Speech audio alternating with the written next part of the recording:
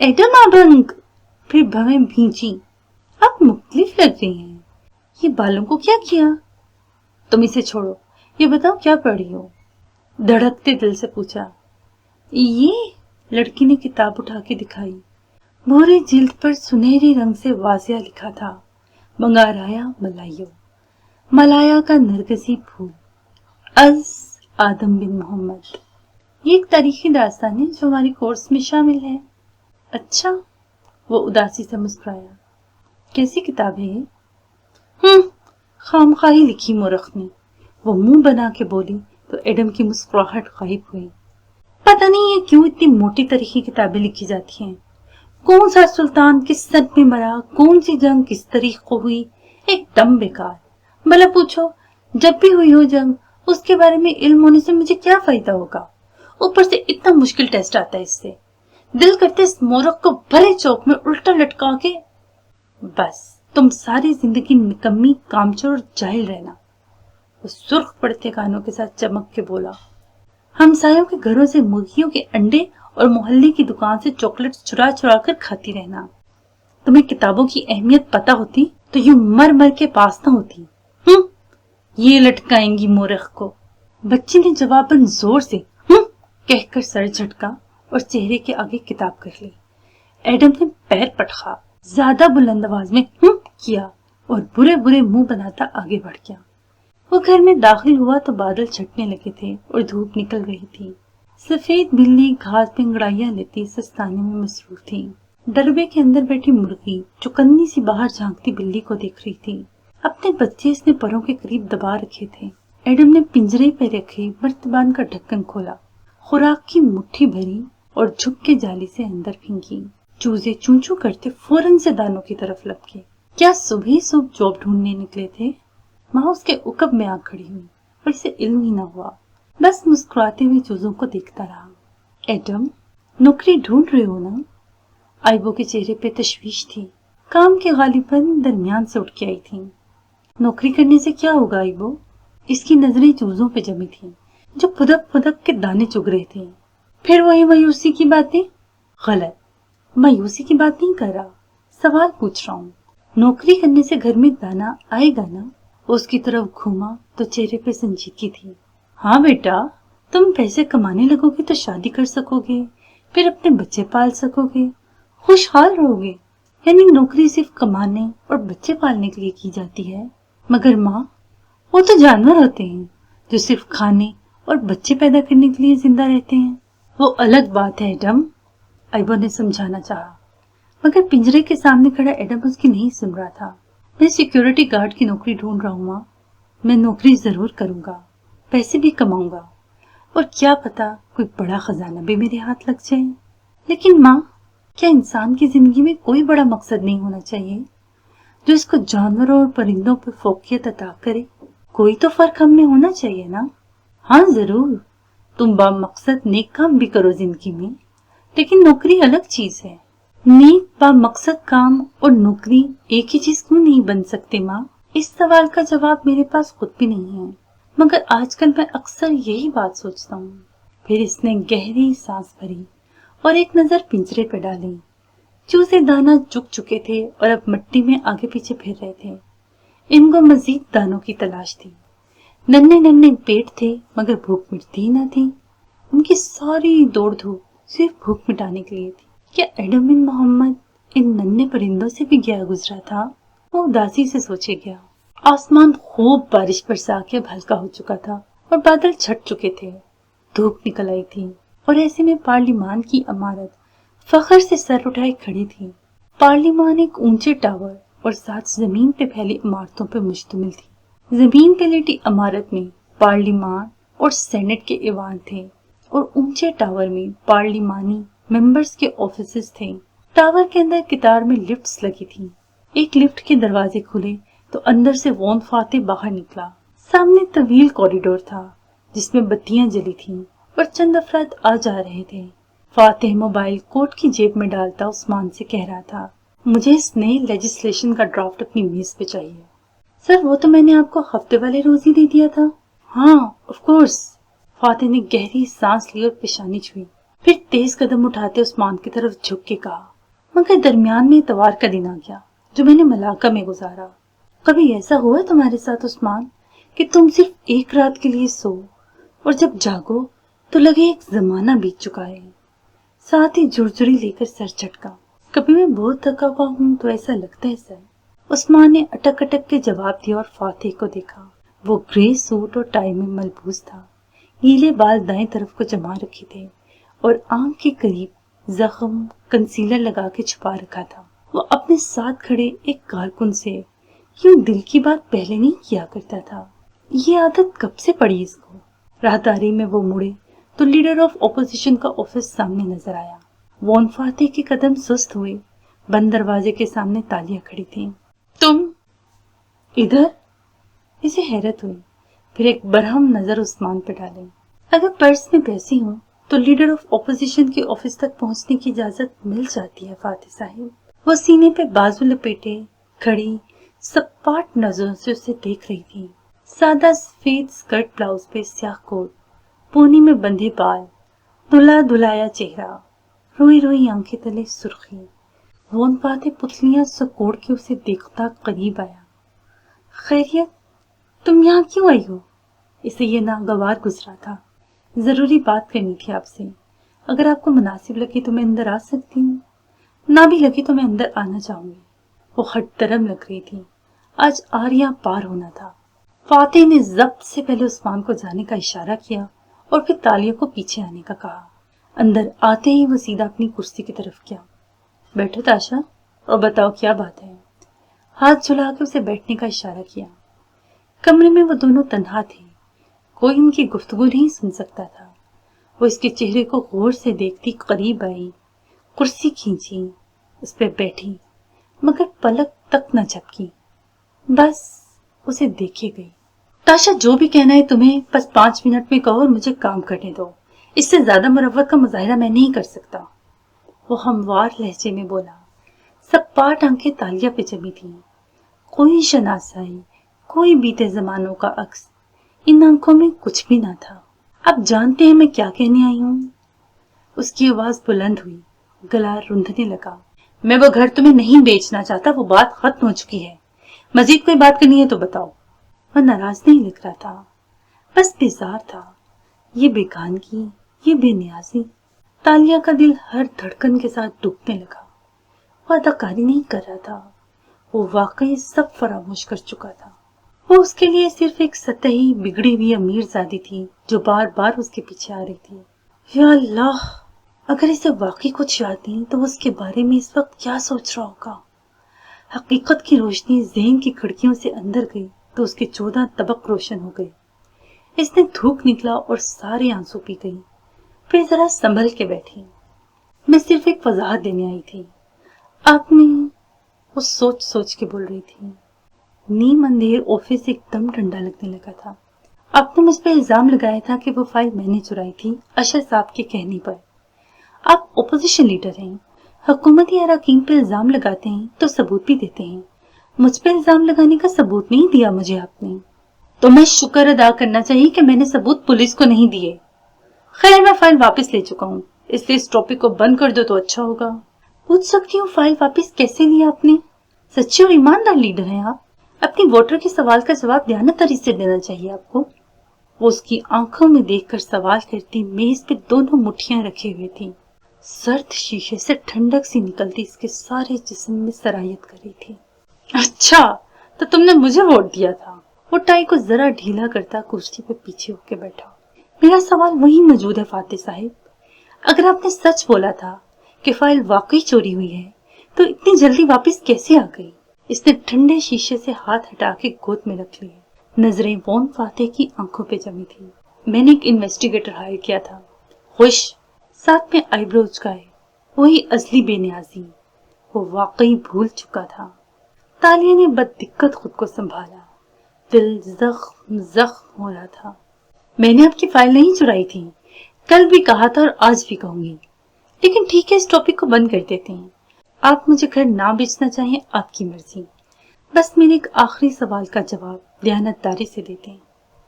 Purse اٹھاتے وہ کھڑی ہوئی تو وہ عادتاً اٹھ کھڑا ہوا۔ اٹھتے ہی سے احساس ہوا کہ اسے نہیں اٹھنا چاہیے تھا۔ پھر کیوں؟ وہ ہلکا سا مسکرائی۔ وہ اس عادت کو پہچانتی تھی، یعنی اس کی صرف نیریٹو میموری کھوئی تھی، عادات اور سیکھی ہوئی چیزیں اس کے وجود سے الگ نہیں ہوئی تھیں۔ آپ مجھے وہ گھر کیوں نہیں بیچنا چاہتے؟ کیونکہ وہ ایک تاریخی ورثہ ہے اور تم تاریخی چیزوں کو صرف پیسے کمانے کا ذریعہ سمجھتی ہو۔ اور کس لیے ہوتی ہے تاریخ؟ تاریخ سیکھنے کے لیے ہوتی ہے، عبرت کے لیے۔ وہ گھر میں اس کو بیچوں گا جو اس کی قدر کرنا جانتا ہوگا، اور تم صرف پینٹ کرنا جانتی ہو۔ دونوں کے درمیان میز تھی اور وہ اس کے کناروں پہ آمنے سامنے کھڑے تھے۔ فرش سے اٹھتی ٹھنڈک اس کے پیروں میں سرائیت کرتی اسے برف کر رہی تھی۔ آپ پینٹرز کو کمتر سمجھتی ہیں؟ اس کی ریڑھ کی ہڈی مارے سردی کے دکھنے لگی تھی۔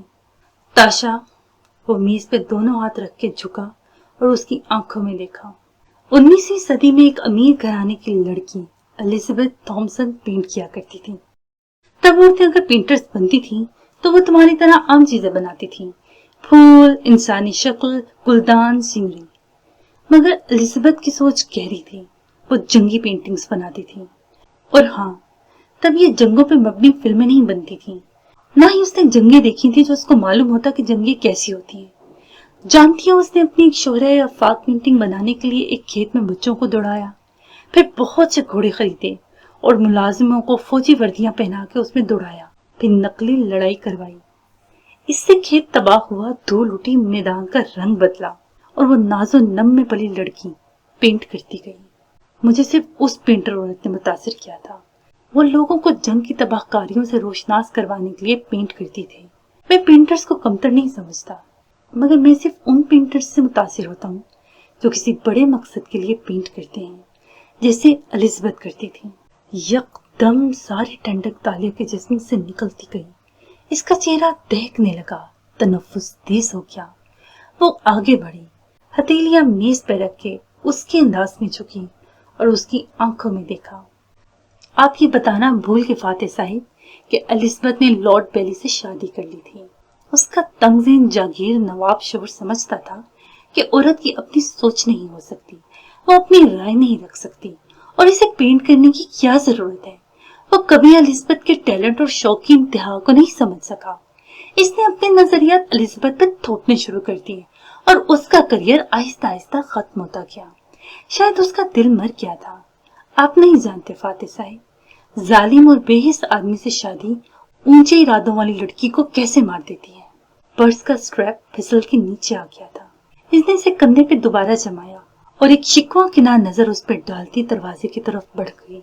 فاتح نے گہری سانس لے کر سر جھٹکا اور کرسی سنبھالی۔ اسے بہت سے کام کرنے تھے، شکر کہ وہ مزید وقت ضائع کیے بغیر چلی گئی۔ کیل کے قریب پترا جایا کا شہر تھا۔ کیل کی اکثر سرکاری عمارتیں اب پترا جایا منتقل ہو چکی تھیں اور وہ طاقت اور اثر و رسوخ کا منبع بن چکا تھا۔ بارش کے بعد آسمان صاف ہو چکا تھا، مگر تھوڑی ہی دیر بعد دھوپ چلی گئی اور سارے شہر پر ٹھنڈی سی چھایا چھا گئی۔ پترا جایا میں ایک بڑا سا پل تھا جس کے چاروں طرف اونچے ٹاورز بنے تھے۔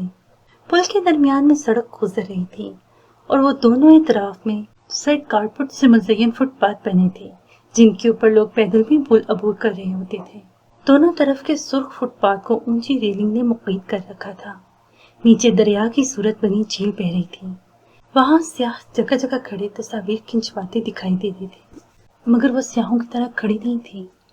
وہ ریلنگ سے ٹیک لگائے سرخ کارپٹ پہ اکڑوں بیٹھی نیچے بہتی جھیل کو دیکھ رہی تھی۔ سیاہ کوٹ ساتھ زمین پہ پڑا تھا اور ہوا سے پونی جھول رہی تھی۔ خالی خالی سیاہ آنکھیں دور پانیوں پہ جمی تھیں۔ پل کی پتھریلی سڑک کی طرف اس کی پشت تھی اور سڑک پہ دوڑتی ٹریفک کا شور اس کو محسوس نہیں ہو رہا تھا۔ اس کے جیسے سارے احساسات برف ہو گئے تھے، اور جب برف پگھلی تو ہر شے بہہ گئی۔ وہ خالی ہاتھ خالی دامن بیٹھی تھی۔ سیاہ بوٹ میں مقید 2 قدم اس کے قریب آ کے رکے۔ اس نے سر نہیں اٹھایا، بس پانی کو دیکھتی خود فراموشی کے عالم میں بولی، میرے پاس کچھ بھی نہیں بچا، سب کھو گیا۔ میرا اس کے ساتھ گزارا اچھا وقت چوری ہو گیا، میرے سارے سچ جھوٹ بن گئے۔ وہ مجھے اب پہچانتا بھی نہیں ہے، کوئی ایسے कैसे अजनबी बन जाता है जुल्किफ्ली साहिब। शिकवा किना पलकें उठा के उसे देखा। वो स्याह पेंट शर्ट में मलबूस, आंखों पे स्याह चश्मा चढ़ाए हुए था। बाल जगह जगह से सफेद थे और चेहरे पे मुस्कुराते हुए झुर्रियां पड़ी थीं। क्या हुआ तालिया, तुम फोन पे इतनी टूटी हुई क्यों लग रही थी? वो नरमी से सवाल करता उसके सामने सुर्ख कलीन पे बैठा, ऐसे कि जुल्किफ्ली की पुश्त झील की तरफ और चेहरा तालिया की जानिब था। मैं जिंदगी में पहली दफा इतनी बुरी तरह हारी हूँ। मुझे गलत आदमी से मोहब्बत हो गई। वो शादीशुदा था, उसके 2 बच्चे थे, इसीलिए मैं उसका ख्वाब नहीं देखती थी। मगर वो अनदेखा ख्वाब सच हो गया। वो मुझे मिल गया, लेकिन वो छोड़ देता तो अच्छा था। कम से कम वो मेरा दोस्त तो रहता। उसकी आंखों के कटोरे पानियों से भरने लगे। मगर उसने तो मुझे अपनी जिंदगी से काट के फेंक दिया। वो ऐसा बेनियाज और बेहिस हो गया कि उसे मेरी सारी अच्छाइयां भूल गई। उसे मेरी जहानत, मेरी कोशिश सब भूल गया। मैं उसके लिए सिफर हो गई हूँ, बल्कि शायद मनफी का कोई हिंसा। आंसू टिप टिप गालों पे गिरने लगे। मैं क्या करूं जुल्किफ्ली साहिब, मैं इतनी दुखी हूँ कि मेरा दिल जिंदा रहने को भी नहीं चाहता। मैंने हर चीज हार दी है, मेरे पास कुछ नहीं बचा। जुल्किफ्ली ने स्याह चश्मा उतारा और अपनी झुर्रियों ज़्यादा आंखों की पुतलियों को सकोड़ के उसका भीगा चेहरा देखा। क्या उसे तुमसे मोहब्बत थी? अपनायत थी, दोस्ती थी, मोहब्बत का इल्म नहीं। फिर उसका एक हादसा हो गया, उसकी याददाश्त खो गई। अब वो मुझे नहीं पहचानता। उसका ज़हन उस वक्त तक रुक गया है जब तक वो मुझे नहीं जानता था। उसको याद ही नहीं कि हमने एक साथ किन बुलंदियों का सफर किया था। उसने रोते हुए सर घुटनों पे टिका के आंखें बंद कर दी। गर्म पानी गालों पे बहता महसूस हुआ। सारा मंजर स्याह हो गया। फिर उसमें जुल्किफ्ली की आवाज गूंजी, क्या तुमने उसके साथ जिंदगी की कोई बुलंदी देखी थी? हाँ, वो रोए जा रही थी। सारी दुनिया खत्म हो गई थी और बस हम रह गए थे, जंगल के साथी, महल के साथी, कैद खाने के साथी। और अब वो अपने महल में वापस जा चुका है, अपनी बीवी बच्चों के साथ। वो अपनी बुलंदी पे वापस जा चुका है और मैं पाताल में पड़ी एक भिखारन के सिवा कुछ नहीं रह गई। तुम्हें ये तस्वीर याद है? आवाज में इसने गीली पलकें खोली और सर उठाया तो अंधेरा छटा और सामने सुर्ख कलीन पर आलती पालती किए बैठा जुल्किफ्ली नजर आया। वो मोबाइल स्क्रीन पे से एक तस्वीर दिखा रहा था। मंजर धुंधला था। तालिया ने पलकें झपकी तो वो वाज़िह हुआ। ये तुमने बचपन में बनाई थी। तुम अक्सर इसी तरह की तस्वीर बनाती थी। पहाड़ी पे बने ऊंचे महल और नीचे बहता समंदर। तालिया ने इस पेंटिंग को देखा तो आंसू फिर से बहने लगे। सरसब्ज पहाड़ी, तामीर शुदा भूरी लकड़ी का महल और उकब में बहता नीला समंदर। इसे बंदाहारा का महल याद आया।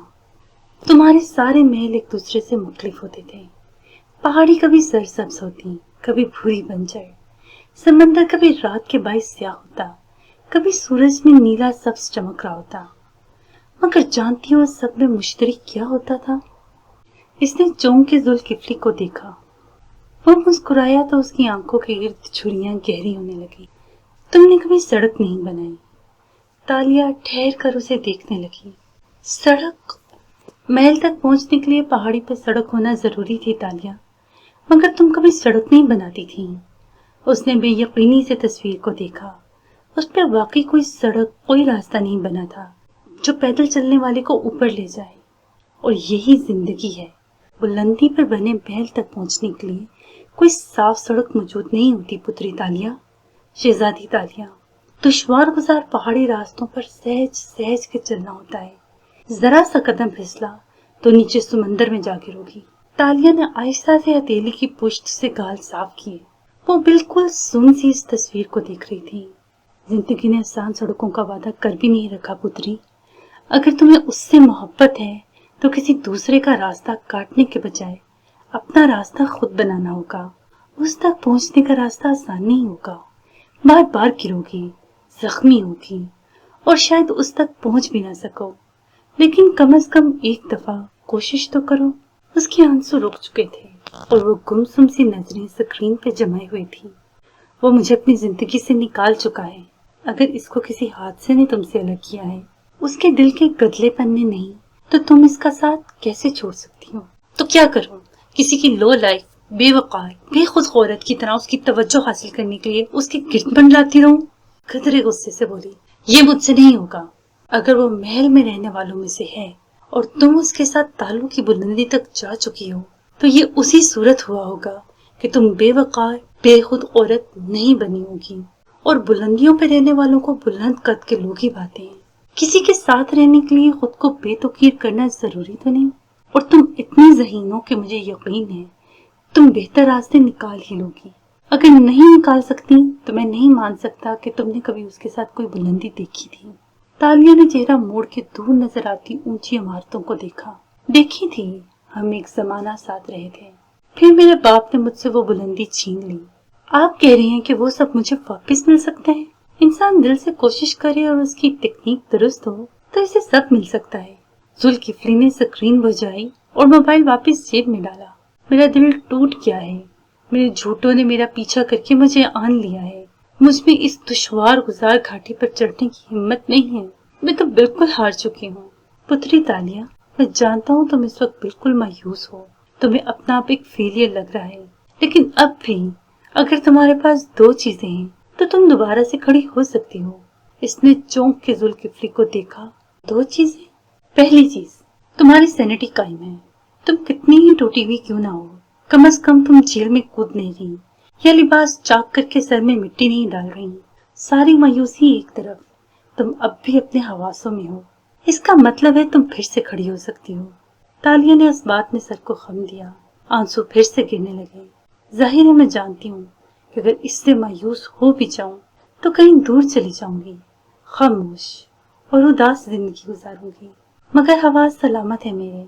اتنا تماشا نہیں بناؤں گی، نہ خودکشی کروں گی. پھر توقف سے بولی، اور دوسری چیز، ساتھ ہی ہاتھ کی پشت سے آنسو صاف کیے. تمہیں اپنی غلطی معلوم ہے اور اس کو اب بھی درست کر سکتی ہو. تمہاری غلطی کیا تھی تالیہ؟ اس نے دہرایا. میری کریڈیبلٹی نہیں ہے. میری بات بے وزن اور بے معنی ہے کیونکہ میں سچ نہیں بولتی تھی. اگر میں نے خود کو سچا بنایا ہوتا تو میرا قول معتبر ہوتا اور میری ہر بات پہ وہ آنکھیں بند کر کے یقین کر لیتا. دیکھا، یہ دونوں چیزیں تمہارے پاس ہیں. تمہارے حواس برقرار ہیں اور تمہیں اپنی غلطی معلوم ہے. وہ مسکرا کے کہہ رہا تھا. اس کے عقب میں بہتی جھیل کے اوپر پرندوں کا ایک غول اڑ رہا تھا. کیا شدید پچھتاوا اور مایوسی سے نکلنے کے لیے بس یہی دو چیزیں چاہیے ہوتی ہیں؟ حواس برقرار ہونا اور اپنی غلطی پہچان کے اسے درست کرنے کی کوشش کرنا. میرے نزدیک تالیہ یہ دونوں کافی ہوتی ہیں. وہ اس کی آنکھوں میں جھانکتے ہوئے دہرا رہا تھا. تالیہ نے دوبارہ سے آنکھیں رگڑی. تو اب میں کیا کروں؟ کہاں سے شروع کروں؟ یہ میں تمہیں کیوں کر بتا سکتا ہوں؟ وہ حیرت سے مسکراتا ہوا اٹھ کھڑا ہوا. وہ گردن اٹھا کے اسے دیکھنے لگی. مسکراتے ہوئے ذوالکفلی کی آنکھیں مزید چھوٹی ہو گئی تھیں. تم تالیہ مراد ہو اور تالیہ کے پاس ہمیشہ پلان بی ہوتا ہے. میرے پاس کبھی پلان بی نہیں ہوتا. پلان سی ڈی سب بناتی ہوں مگر بی کا خانہ خالی چھوڑتی ہوں.